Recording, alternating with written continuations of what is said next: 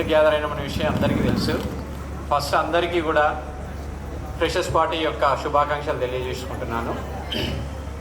అలాగే ఇక్కడ ఉన్న ప్రిన్సిపల్ సార్ గారికి, అలాగే నా తోటి అధ్యాపక బృందానికి, నా ప్రియమైన విద్యార్థులందరికీ కూడా మరొకసారి ఫ్రెషర్స్ పార్టీ యొక్క శుభాకాంక్షలు తెలియజేస్తున్నాను. అయితే ఇక్కడ మీరందరూ కూడా సెలెక్ట్ చేసుకున్న కోర్సెస్ అనేది చాలా భవిష్యత్తునిచ్చే కోర్సెస్ సెలెక్ట్ చేసుకున్నారు. మనం చదువుకుంటుంది ఏంటి అంటే సింపుల్గా మీరు చెప్పేది బయట పారామెడికల్ కోర్సెస్ అని ఈజీగా చెప్పేస్తున్నారు. మన కాలేజ్ పేరే బీజేఆర్ పారామెడికల్ కాలేజ్ అనే చెప్తారు మీరు ఎక్కడైనా సరే బయట. అయితే పారామెడికల్ అంటే ఏంటి? సో ఈ కోర్సెస్ మనం చూజ్ చేసుకోవడం వల్ల మన భవిష్యత్తు ఎలా ఉంటుంది, సో మన భవిష్యత్తుకు ఒక గ్యారంటీ అనేది ఉందా లేదా అనే విషయం మీద ఒక 2 minutes నేను మాట్లాడతాను.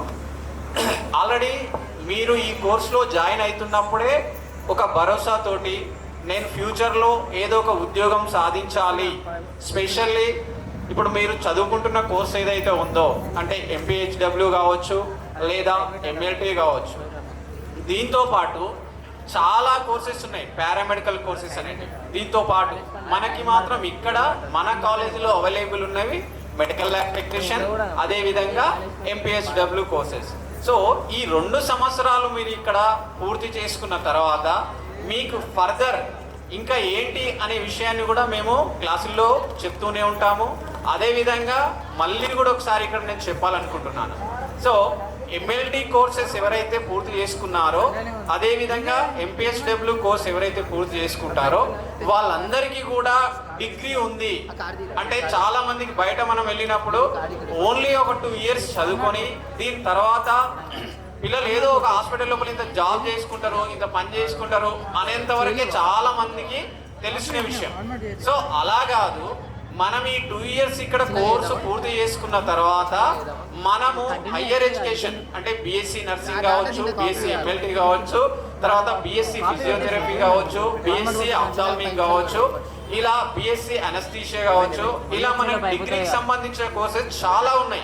ఇప్పుడు మీరు MLT చేసిన వాళ్ళు ఓన్లీ BSc MLT అని ఒకే సైడ్ వెళ్ళాల్సిన అవసరం లేదు. మనకి చాలా వేస్ ఉన్నాయి. అంటే డిగ్రీలో BSc MLT కాకుండా నువ్వు BSc ఫిజియోథెరపీ చేయొచ్చు, BSc ఆప్థాల్మిక్ చేయొచ్చు, BSc అనస్థీషియా చేయొచ్చు, ఇలా మనకి చాలా కోర్సెస్ ఉన్నాయి. అసలు ఈ పారామెడికల్ కోర్సెస్ ఏంటి అంటే డాక్టర్కి తర్వాత పేషెంట్కి మధ్యలో ఉండి చేసే వర్క్ అంతా కూడా పారామెడికల్ వాళ్ళే. అంటే ఈ పారామెడికల్ చేసిన టెక్నీషియన్స్ ఎవరైతే ఉంటారో వాళ్ళు డాక్టర్కి పేషెంట్స్కి మధ్యనే ఉంటారు.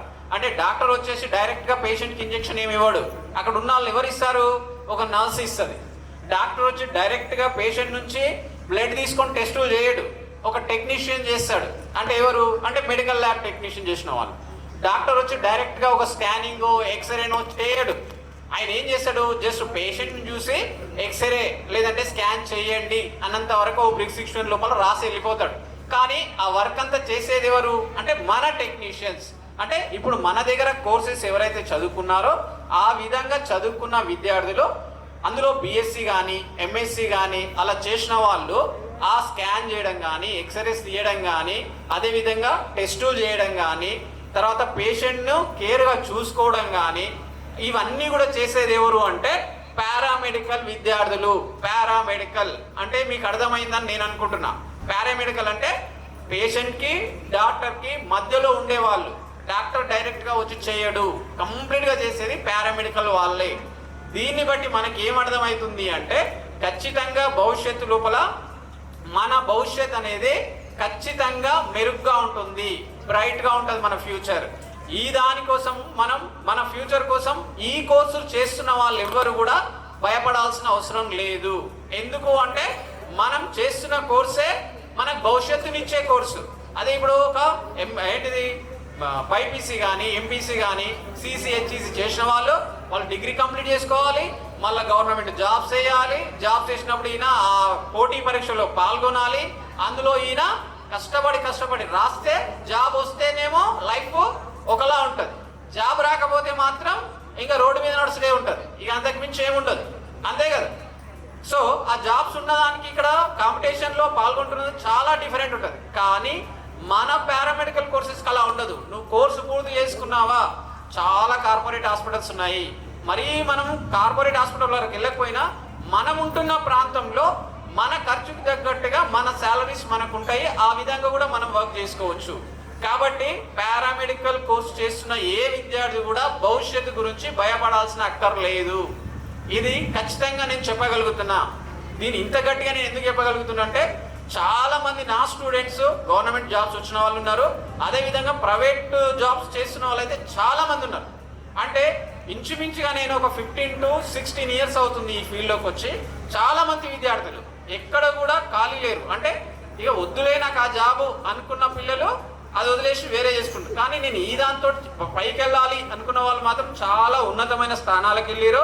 ఒక ఫిజిషియన్గా, ఒక మంచి ఇప్పుడు కిమ్స్ కావచ్చు, యశోద కావచ్చు, కేర్ కావచ్చు, అపోలో కావచ్చు, ఇలాంటి కార్పొరేట్ హాస్పిటల్స్ లోపల మన విద్యార్థులు, అంటే నా దగ్గర చదువుకున్న విద్యార్థులు కూడా చాలా మంది జాబ్స్ చేస్తారు.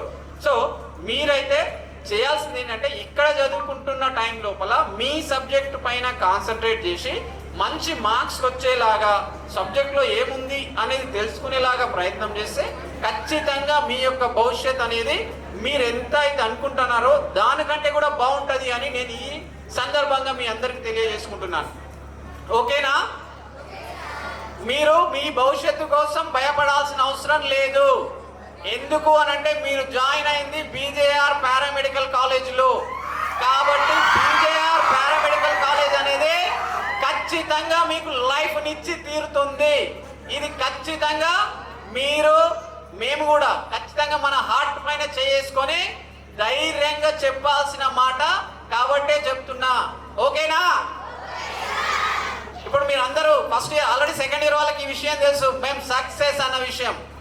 ఫస్ట్ ఇయర్ వాళ్ళు కూడా మీ భవిష్యత్తు కోసం భయపడాల్సిన అవసరం లేదు. ఎందుకు అంటే, మీరు చూజ్ చేసుకున్న కోర్సు అలాంటిది. ఇంతకుముందు మీరు సెకండ్ ఇయర్ వాళ్ళు హాస్పిటల్లో ఓజేడి ట్రైనింగ్లో ఉన్నారు. సో మీ ట్రైనింగ్లో మీతో పాటు వర్క్ చేసిన వాళ్ళు ఎవరైనా ఈ కోర్స్ ఎందుకు చూజ్ చేసుకున్నారు అన్న క్వశ్చన్ వచ్చిందా? రాబోదు. ఏమంటారు సెకండ్ ఇయర్ వాళ్ళు ఓజేడి ట్రైనింగ్లో ఉన్న వాళ్ళు? ఓకేనా? ఎవరైనా అన్నారా?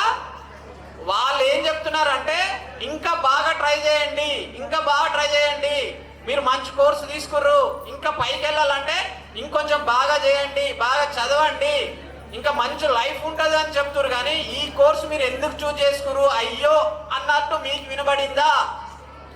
ఇందిరా వినబడిందా? జునైద్ అట్లాంటిది ఏమైనా వినబడిందా? వినబడలేదు, వినబడబోదు. ఎందుకంటే మన కోర్సుకు ఎన్ని జబ్బులు వస్తున్నాయన్న విషయం ఆల్రెడీ మనం చూస్తున్నాం. కాబట్టి ప్రతి దాన్ని ఫైండ్ అవుట్ చేయాల్సింది మన టెక్నీషియన్సే. కాబట్టి టెక్నీషియన్స్ లేకపోతే ట్రీట్మెంట్ జరగదు. కాబట్టి మనము ఖచ్చితంగా ఒక చెట్టుకు భూమిలో వేర్లు ఎలాగో అలా మనం ఒక వేర్ల లాంటి వాళ్ళం ఈ వైద్య రంగం లోపల. కాబట్టి మీరందరూ కూడా చూజ్ చేసుకున్న కోర్సు ఎలాంటిది? ఖచ్చితంగా భవిష్యత్తునిచ్చే కోర్సు. కాబట్టి ఫస్ట్ ఇయర్ వాళ్ళందరూ కూడా మీరు మంచి స్టెప్ తీసుకున్నందుకు మేమైతే చాలా సంతోషిస్తున్నాము. అదేవిధంగా మీరు మీ పేరెంట్స్ కూడా సంతోషించాలి అని అంటే, రెగ్యులర్గా కాలేజ్కి వచ్చి మేము చెప్పిన పాఠాలు మీరు మంచిగా విని మంచి మార్క్స్ తెచ్చుకున్నారు అంటే ఆటోమేటిక్గా మాతో పాటు మీ పేరెంట్స్ కూడా హ్యాపీగా ఉంటారని నేను ఈ సందర్భంగా మీ అందరితో చెప్పుకుంటున్నాను. ఓకేనా? ఇంకా కోర్సెస్ విషయం కావచ్చు, తర్వాత స్టడీ విషయం కావచ్చు, మన కాలేజీలో ఏ విధంగా ఉంటుంది అనేది మేము చెప్పుకునే కంటే మీరు చెప్తే బాగుంటుంది సెకండ్ ఇయర్ వాళ్ళని నేను ఆశిస్తున్నా. అంటే ఏ విధంగా ఉంటుంది నాకు తెలిసి ఫస్ట్ ఇయర్ వాళ్ళకి ఇంకా మన గురించి ఏ విధంగా చదివిస్తాం అనేది ఇంకా పూర్తిగా అర్థం కాకపోవచ్చు. ఎందుకంటే వాళ్ళు రీసెంట్గానే వచ్చారు కాబట్టి. సెకండ్ ఇయర్ వాళ్ళకైతే తెలుసు. కాబట్టి ప్రతి ఒక్క స్టూడెంట్ను కూడా మేము ఎవరిని తక్కువ ఎక్కువ ఏముండదు, ప్రతి ఒక్కరు కూడా మా పిల్లల్లాగే ఎవరిపైన సైనా శ్రద్ధ చూపిస్తాము. మీలో మీరు సార్ మమ్మల్ని పట్టించుకోవట్లేదు అని కొంతమంది అనుకున్నట్టు వినిపించింది. సో అది ఎవ్వరు కూడా అనుకోవద్దు. ప్రతి ఒక్కరు కూడా మాకు ఫస్ట్ ప్లేసే, ఏ ఒక్కరు కూడా లాస్ట్ ఉండదు. మీరందరూ కూడా మేము చెప్పింది విని ఖచ్చితంగా మీకేమైనా డౌట్ ఉంటే మీరే అది మమ్మల్ని అడిగి చెప్పించుకోవచ్చు. ఓకేనా? ఫస్ట్ ఇయర్స్ సరే. ఈ అవకాశం ఇచ్చినందుకు ప్రిన్సిపల్ సార్ గారికి, అదేవిధంగా నేను చెప్పింది శ్రద్ధగా విన్నందుకు మీకు మరొకసారి ధన్యవాదాలు తెలుపుకుంటూ వన్స్ అగైన్ హ్యాపీ ఫ్రెషర్స్.